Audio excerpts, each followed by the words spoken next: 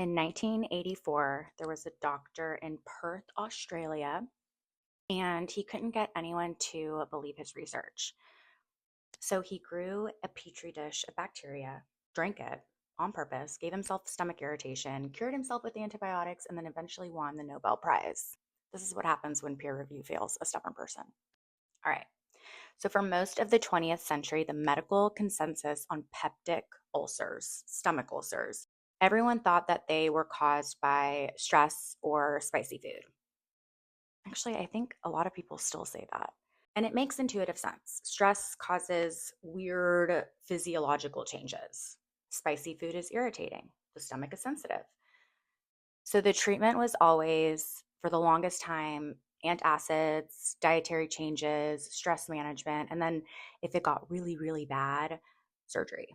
They would just remove part of the stomach. Millions of people were treated this way. Billions of dollars in antacids were sold. The cause of ulcers was considered a settled science, done.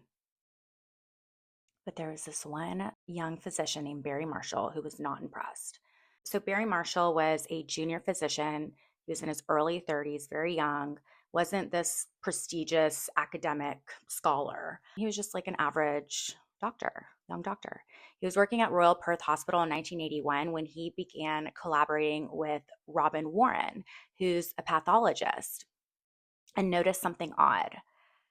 In all of these biopsies of inflamed stomach issues, Warren kept seeing bacteria in patients with gastritis, with ulcers, with stomach inflammation of any kind. He just kept seeing this bacteria. But for the longest time, it was believed that bacteria didn't survive in the stomach because the stomach is so acidic.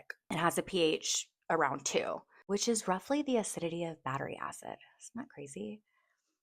So, anyways, everyone knew or thought that bacteria couldn't live there. So, when Warren brought this up, that he kept seeing bacteria in these biopsies, everyone just ignored him. They thought that it was just contaminated. The petri dishes or whatever equipment he was using was just contaminated. So Marshall found this unconvincing and he started reviewing Warren's slides. Then he started culturing the bacteria and became convinced that this was real. It was coming from the stomach lining. This wasn't a contamination issue. So he named this bacteria Helicobacter pylori, and he began trying to publish his thesis. The backlash was bad. Everyone hated it. The response was withering. His paper was rejected multiple times. His presentations at conferences were laughed at. No one believed him. No one wanted to give him the time of day. Gastroenterologists who had built their careers on the theory of the stress and acid model did not like this guy. They're like, how dare you suggest that we've been wrong for 50 years? He wasn't giving up. So he tried infecting animals with H. pylori to prove some sort of causation, but the animals didn't develop ulcers. And later research is going to show that H. pylori is very specific to humans.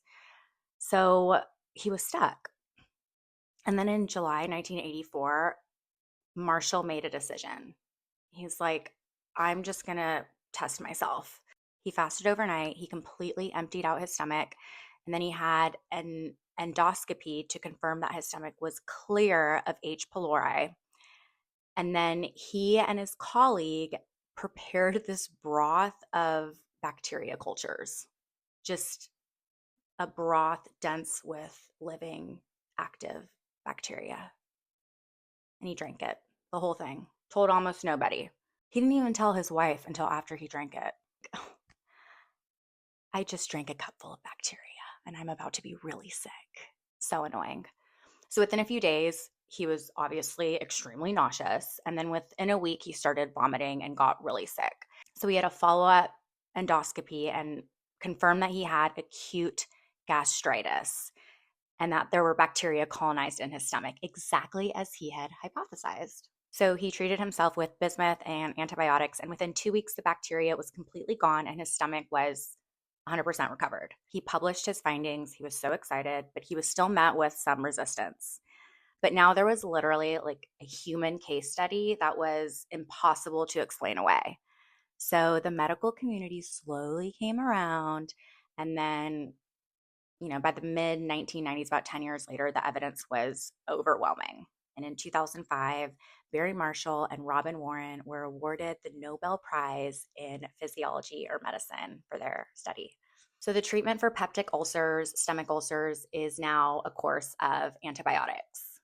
This condition that once led to surgery and like this lifetime management with antacids is now routinely cured in 2 weeks. The lesson here is the history in medicine is, in part, a history of things that everyone was certain about being wrong. Science is always evolving. Cool, huh?